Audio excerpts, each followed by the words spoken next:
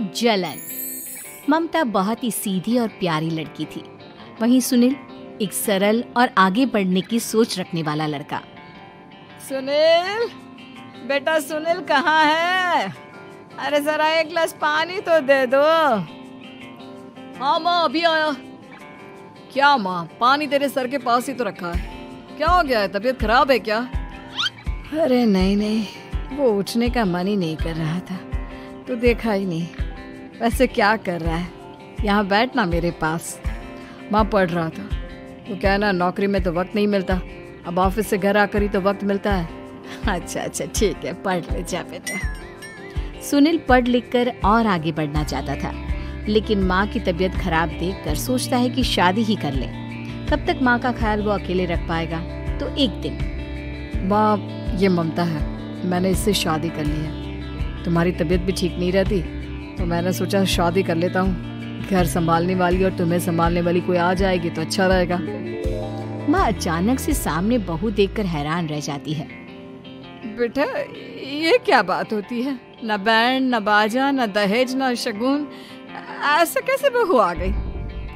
माँ तू तो जानती है, मैं नौकरी के साथ पढ़ाई कर रहा हूँ, तो कहाँ से इतना पैसा बचा पाता कि धूमधाम से शादी करता। वैसे भी माँ, लोग तो आकर खाकर निकल जाएंगे, इसलिए बस वैसे ही। माँ जी, मैं आपका ख्याल रखूंगी। वैसे भी ये आगे की पढ़ाई कर रहे हैं, अच्छा कुछ कर गए तो सबके दिन फिर से अच्छे आ जाएंगी।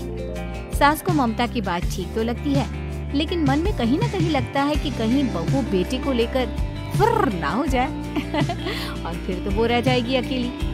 बेटा देख, मेरा जो कुछ भी है वो सुनील ही है, और सुनील का भी अब इस दुनिया में मैं ही हूँ और कोई नहीं। क्या सुनील? बिल्कुल माँ, लेकिन आज से ममता भी मेरे जीवन का अहम हिस्सा है, जैसे तू है। सास को बड़ा बुरा लगता है कि उसकी सल्तनत में कोई और हिस्सेदार कैसे हो सकता है। कैसे कोई और उसके 30 साल के बेटे की जिंदगी में अचानक से आकर बराबर का हिस्सेदार बन सकता है। देख बहू, मैं भले थोड़ा बीमार रहती हूँ, लेकिन इसका मतलब यह नहीं कि घर की चीजों में मेरा कंट्रोल खत्म हो गया है। मैं आज भी इस घर की रानी हूँ, समझी? बेटा सोचता है कि ये माँ को अचानक से क्या हो गया। कल तक जो माँ कहती थी कि जिंदगी का कोई भरोसा नहीं, वो अचानक से जंग के मैदान की झांसी की रानी कैसे बन गई? माँ क्या हो गया? सब ठीक है ना? अचानक कैसी बात कर रही हो? ममता का आज पहला दिन है, स्वागत करो उसका।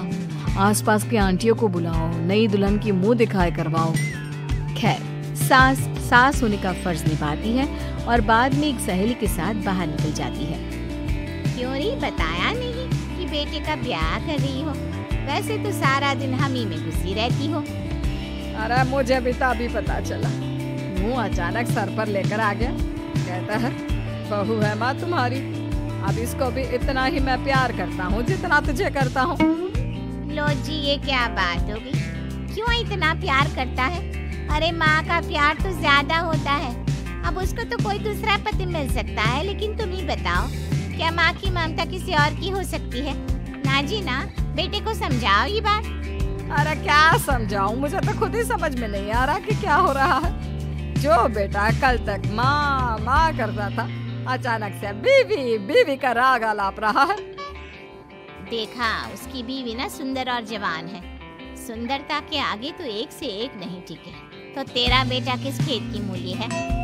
सास को भी समझ में आ जाता है कि बहू की सुंदरता के आगे माँ का प्यार किसी काम का नहीं। उधर बीवी, ए जी, अम्मा जी सहेलियों को छोड़ने गई थी, अभी तक आई नहीं, हम देख आए क्या? अरे रहने दो ना, आ जाएंगी। कहाँ जाएंगी, उनकी आदत है, एक बार जाती है तो पूरी पंचायत खत्म करके ही आती है। अच्छा ही है, खाना वाना खा कर गई होगी। छोड़ो ना, घूमेगी तो खाना पचेगा, नहीं तो ऐसे ही खाट पकड़ लेगी। बहू भी शांत हो जाती है। उधर सास सोचती है कि आज थोड़ा देर से ही घर जाती हूँ, जब बेटा परेशान होकर ढूंढेगा तब मजा आएगा। बीवी को खुद ही पता चल जाएगा कि माँ के आगे उसकी दाल नहीं गलेगी। लेकिन वहीं दूसरी ओर घर पर, ए जी, माँ जी अभी भी नहीं आई, हमको तो घबराहट हो रही है कि क्या करें, जाकर पता करें किसी के घर। अच्छा, कहाँ जाओगी ये भी बता दो।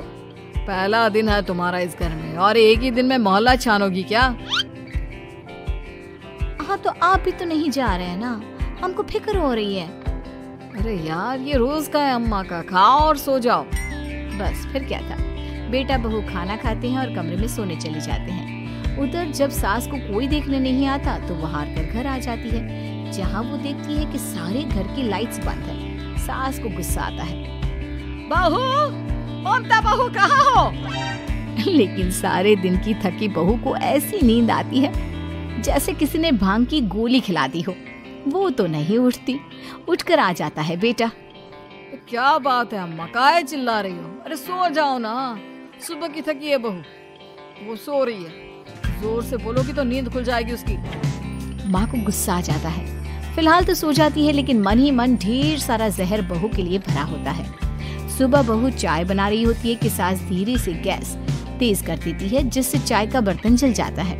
और जैसे ही बहू चाय का बर्तन उठाती है, उसका हाथ जल जाता है। मेरा हाथ जल गया।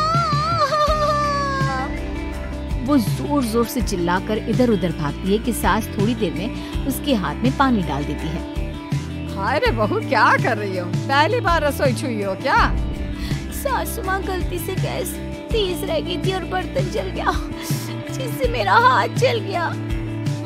अरे कितना गंदा दाग, छी छी छी छी, मुझे तो उल्टी आ रही है तेरा गला हुआ मांस देखकर। तू ना मुझे अभी साथ से खाना मत लगाना। बहू भी खुद का हाथ देखती है तो उसे भी रोना आ जाता है। कुछ दिनों के बाद सास की सहेली आती है, बहू चाय बनाकर लाती है। उसके जाने के बाद सहेली कहती है, बहू की सुंदरता ऐसी है कि कोई भी दीवाना हो जाए। वैसे तेरे बेटे का क्या हाल है? अरे वैसा ही है, बहू के पीछे लग दो। क्या करूं, कुछ समझ में नहीं आ रहा। मैंने तो बहू के चेहरे पर दिवाली के पटाखे की चक्री फेंक दी, उसका पूरा चेहरा जल गया। अब देखो ना रही सुंदरता, और ना ही अब मेरा बेटा उसे पूछता है। अरे अब तो वो उसे छोड़कर दूसरी भी देखने को बोल गया है मुझे। बहू सारी बात सुन रही होती है। आंटी एक बात बताइए, क्या भरोसा है कि दूसरी सही आए और आपके अनुसार रहे? देखिए आंटी, मेरी सासू माँ को गलत बात सिखाने की जरूरत नहीं है। हमारा परिवार साथ में खुशी से रह रहा है। देख बहू, मेरी सहेली की बेइज्जती ना कर, वही अच्छा रहेगा तेरे लिए, समझी? बहू नहीं मानती है। वो बार बार उनकी सहेली को घर से निकल जाने को कहती है।